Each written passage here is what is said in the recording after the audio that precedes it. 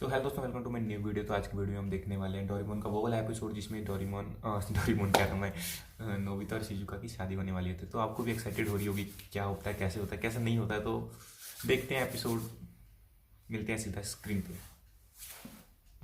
Doraemon की battery खत्म हुई काफ़ी समय बीत चुका था और अब तक नोबिता एक सफल व्यक्ति बन चुका था। अब उसकी जल्दी ही शिजुका के साथ शादी होने वाली थी। शिजुका पहले तो खुश थी, लेकिन फिर वो शादी के एक दिन पहले अपने डैड के पास जाती है और बोलती है, डैडी मुझे शादी नहीं करनी।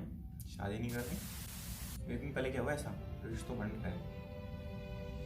वैसे मैं सच में बताऊँ, बहुत बड़ा मतलब मैं ही क्या, बहुत सारे होंगे जो मतलब डोरेमोन के बहुत बड़े लवर होंगे। मैं मतलब इतना बड़ा हूँ कसम से, फिर भी मैं छोड़ता नहीं है कार्टून देखना। अभी तक मैं सीन चैन देखता हूँ भाई। अच्छी बात है, मैं नहीं काफ़ी देखते होंगे मेरे हिसाब से। तो करते भी हम देने की स्टार्ट, क्योंकि यार कार्टून ही ऐसा है भाई, क्या करें। कार्टून की फीलिंग है भाई ये। जब डोरेमोन नोबिता की लाइफ से जा चुका था तो काफ़ी समय तक नोबिता अकेले रह के मेहनत करता अच्छा, रहा, तो जिस वजह से मतलब वो इस एपिसोड में मतलब जैसे डोरेमोन का फिर नई सीन होगा, मतलब जा चुका है डोरेमोन, टॉपर बन नॉर्मल चुका लाइफ। था। लेकिन जैसे जैसे नोबिता की उम्र बढ़ी, उसको अपने दोस्तों की कीमत भी समझ आने लगी। एक तो उसने पहले ही अपने खास दोस्त डोरेमोन को खो दिया था और अब वो बाकी दोस्तों को नहीं खो सकता था। इसलिए अब वो पहले की तरह अपने दोस्तों के साथ मजे में रहता था। वो अपने पर्पस को और अपने दोस्तों को साथ साथ लेके चलता था। सुधर गया और था। जैसा अक्सर कुछ चीज़ें हमारे बिहेवियर में ही होती हैं, इस वजह से वो अक्सर लापरवाही भी करता रहता था। समय ये सुधर। बीतते रहा और ऐसे ही अब समय आ चुका था नोबिता की शादी का। नाइट बिफोर का वेडिंग। नोबिता की शादी प्रिंस मिलन नाम के होटल में होने वाली होती है। नोबिता की आंखें देरी से खुलती हैं और उसको लगता है कि वो शादी के लिए काफी लेट हो चुका है। इसलिए वो फटाफट शादी के कपड़े पहनता है और टैक्सी लेके सीधे होटल में पहुंचता है। नोबिता बहुत जल्दी में होता है क्योंकि होटल में उसकी शादी रुकी ये एक बात है, ये हर जगह लेट पहुंचता है कसम से। शादी में भी खूब लेट पहुंचता है यार। मैं शादी में भी सो रहा है, पता नहीं कहाँ सो रहा था, पर देखते हैं आगे। हुई होती है। इसलिए वो टैक्सी वाले को बिना टैक्सी का बिल दिए सीधे होटल के अंदर भाग नहीं, जाता है।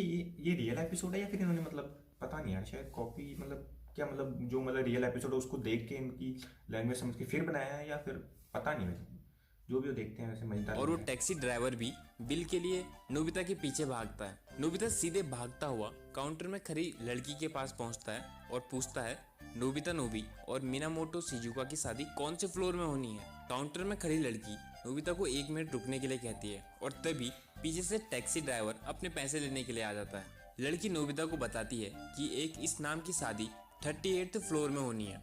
ये सुनते ही नोबिता भाग पड़ता है और टैक्सी ड्राइवर भी नोबिता के पीछे बिल के लिए भागने लगता ड्राइवर भी नहीं छोड़ है। रहे लिफ्ट इसको। बिजी होने के कारण नोबिता सीढ़ियों से ही भागता है और 38th फ्लोर में पहुंच के जिसमें उसकी शादी होने वाली होती है, उसका दरवाजा खोलता है और चिल्लाता है, शिजुका। और जब आंखें खोल के सामने देखता है तो वहाँ किसी और की ही शादी हो रही होती है। ये देख नोबिता शर्म से वापस काउंटर की ओर नीचे फ्लोर में भाग जाता है। अबे टैक्सी यार, इसके ड्राइवर साथ ही होता है काफी सारे मुश्किल कांड। से इतने फ्लोर चढ़ा होता है, फिर लेकिन पोपट फिर होता उसको है। नोबिता का पीछा करते हुए नीचे भागना पड़ता है। नोबिता हांफते हुए काउंटर वाली लड़की के पास पहुंचता है और कहता है, तुमने गलत लोकेशन बता दी है। तब वो लड़की बोलती है, सर लोकेशन सही थी लेकिन डेट कल की है। नोबिता को शर्म आने लगती है क्योंकि उसको शादी की सही डेट तक याद नहीं थी। क्या तभी होगा इसका? टैक्सी ड्राइवर भी थक हार अभी तो कह रहे थे ये सुधर गया, ये वो पर्पस पुरपस सब।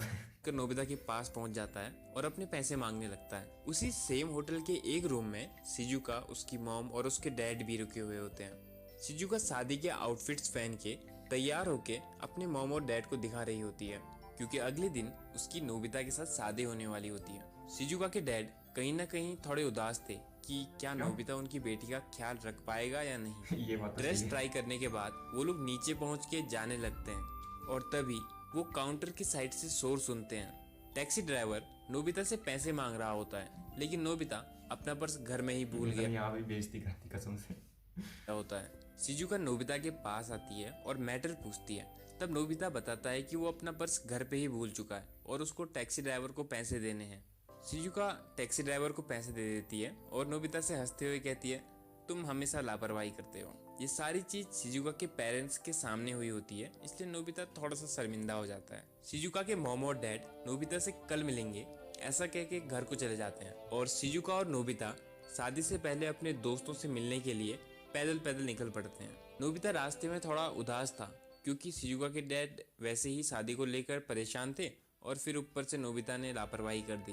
दरअसल शिजुका ने शादी के लिए नोबिता को सिलेक्ट किया था, जिस वजह से शिजुका के डैड थोड़ा परेशान थे कि नोबिता उनकी बेटी के लिए ठीक है या नहीं, जैसा अक्सर लव मैरिज में होता होती है। बट शिजुका जानती थी भले ही नोबिता लापरवाही कर देता है, लेकिन वो साफ दिल का है और लाइफ पार्टनर स्वभाव का और दिल का साफ होना बहुत जरूरी है।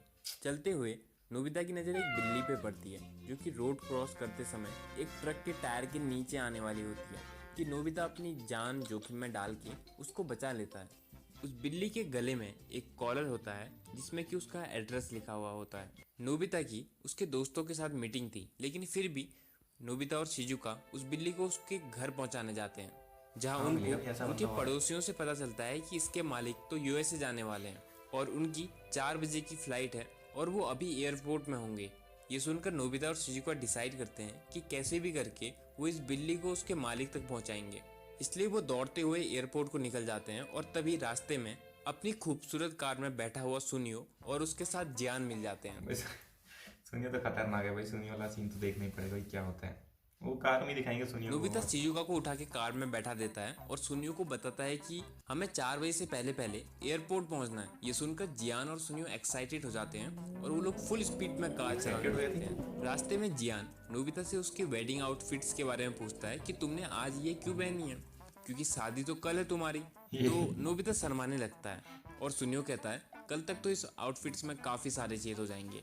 और जियान नोबिता को चिढ़ाते हुए कहता है नोबिता को शादी की ज़्यादा ही जल्दी है और वे सब हंसने लगते हैं। सुनियो फुल स्पीड में कार भगाने लगता है और वो लोग एयरपोर्ट के बहुत क्लोज ही होते हैं कि कार की बैटरी खत्म हो जाती है।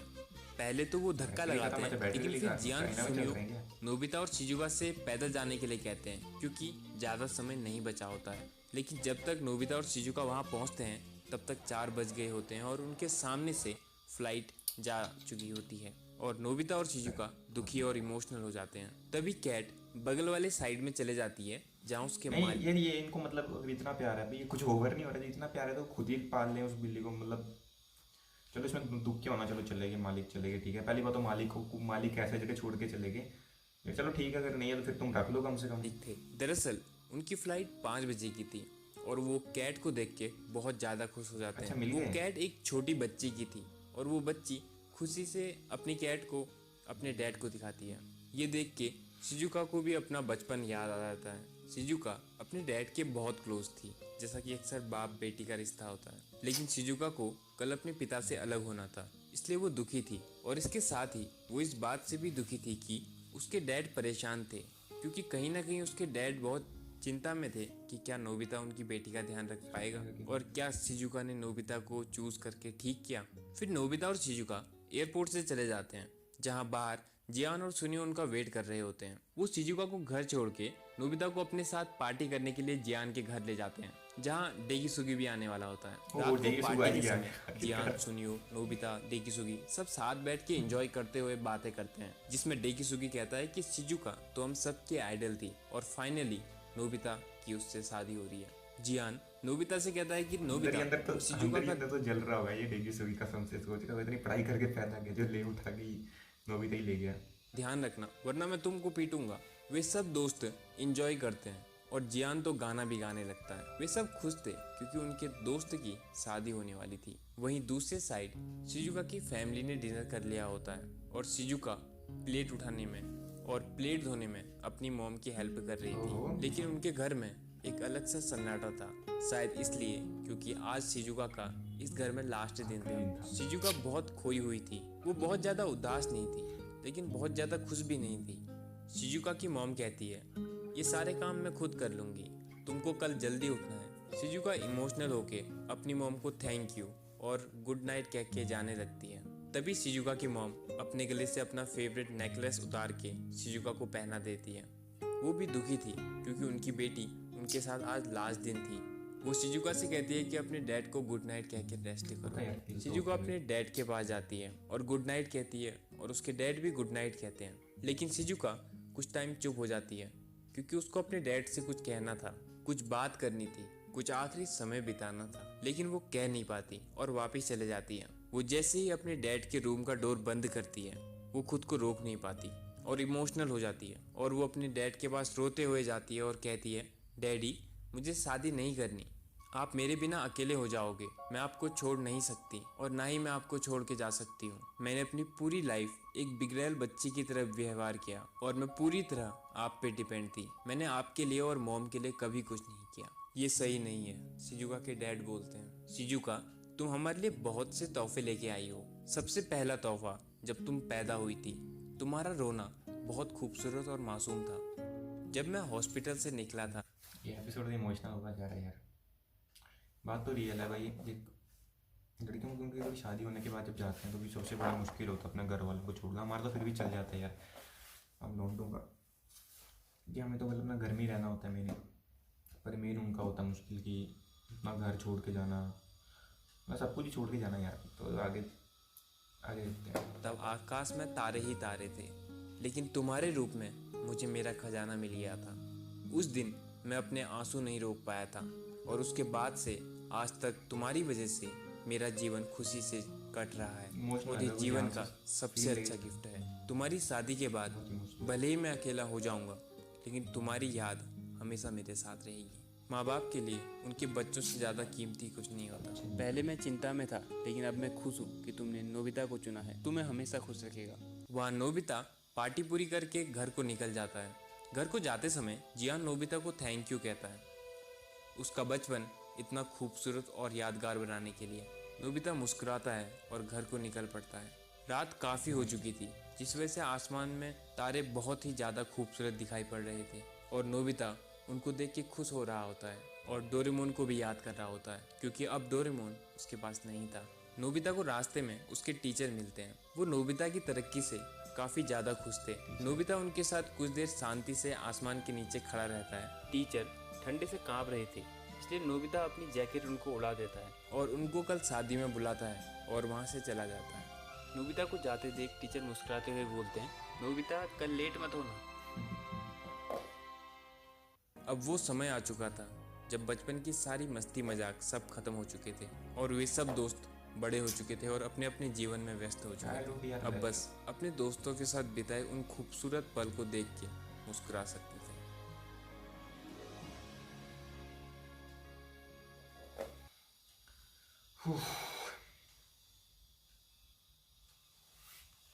भाई इमोशनल कर दिया इसने को, कसम से यार।